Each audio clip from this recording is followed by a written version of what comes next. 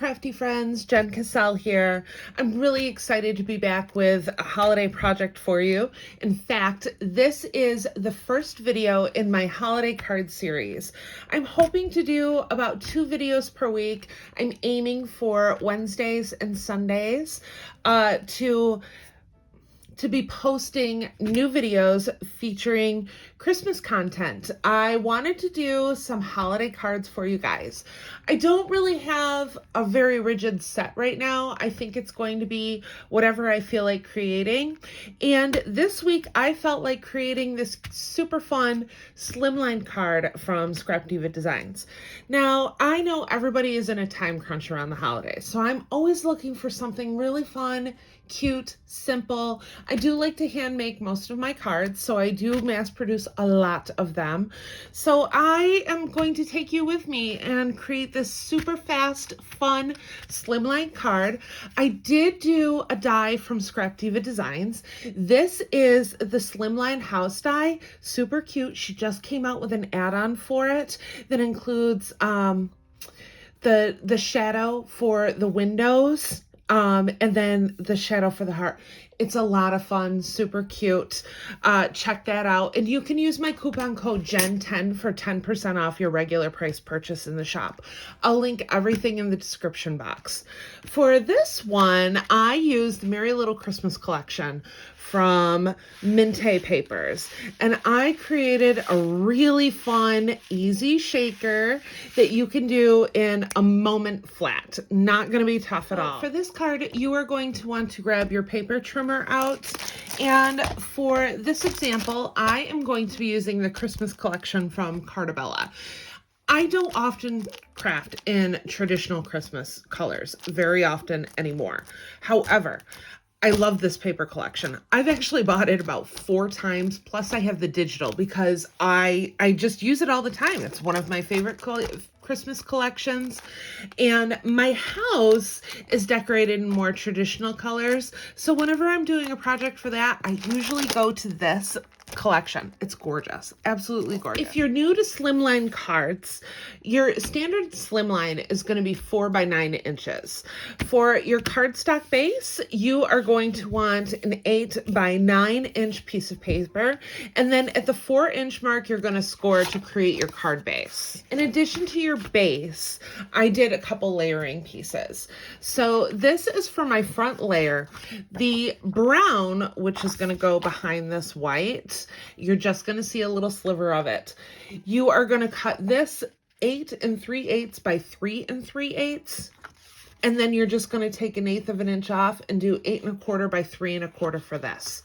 I'm going to set it aside because I also cut my layering pieces for the interior of my card. I once again used that brown cardstock, and I cut that 8 3/8 by 3 3/8. And then this white, I wanted just a little bit more of the brown to show on the interior.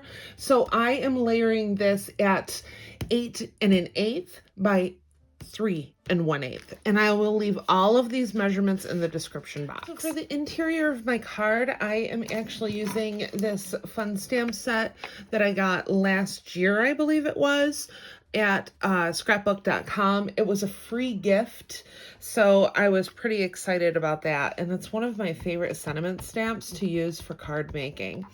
So I'm just going to ink it up with some black dye ink and press it into that white card base. I like to take my stamp cover and just go over a couple of times to make sure that I get a really nice smooth look. So once I have this stamped, I'm going to go in with my Barely Art Precision Craft Glue. I really like this glue for card making because it does dry really quickly. And you can use my coupon code there too. I've got quite a few coupon codes for you during this holiday series. You can use my coupon code Jen Cassell, and that's with 2 N's. I, once again, will link that in the description box. I'm just going to glue it to the interior of my card base. We're going to take that other set that we'd made right here, and I am going to, for my last card, the original example, I did pop up the base interior with 1/8 of an inch cubbies. So I've added my front layer. I know for this one, I did pop everything up, but I wanted to keep this a little on the slimmer side.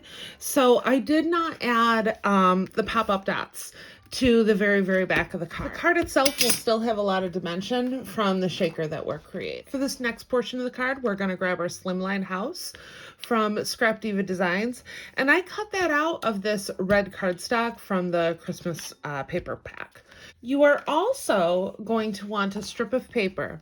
Now, this is going to go in the back, and you want it the same width as the house itself. You're going to want that paper to be 2 5/8. You're also going to cut a piece of acrylic at 2 5/8 too. Now, if you notice, I did not measure from top to bottom because I'm just going to freehand that part. All I did was line up these two papers. I'm going to grab my scissors and then cut along that edge. Keep a good grip on the base so that your papers don't slide. And you're going to do the exact same thing with the acrylic layer. Once again, you're just going to line everything up at the base. Take your scissors and run right along that edge. Make sure you keep that base tightly pinched so that it doesn't go anywhere when you're cutting. To make it a shaker, this is the easiest project, easiest. I'm gonna set these aside and just work with this base layer here. So I used some of these cubbies from Barely Art, new release. They are foam tape that you can get in strips, and they also come in squares. The adhesive is super strong, which I really like. Now all I'm going to do is take my foam tape and line that up right at the edge. And it's pretty easy to do when you just run your finger along it. And then I'm just going to keep going around.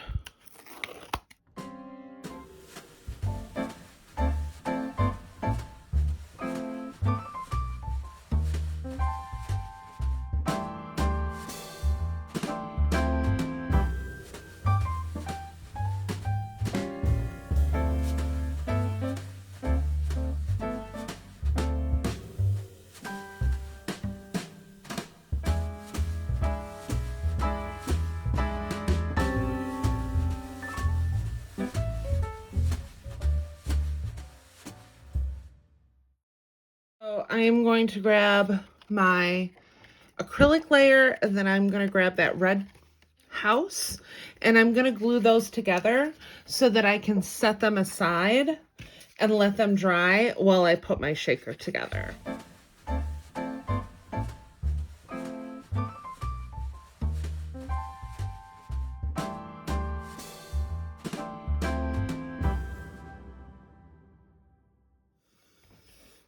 All right, so I have my acrylic layer and my top layer glued together.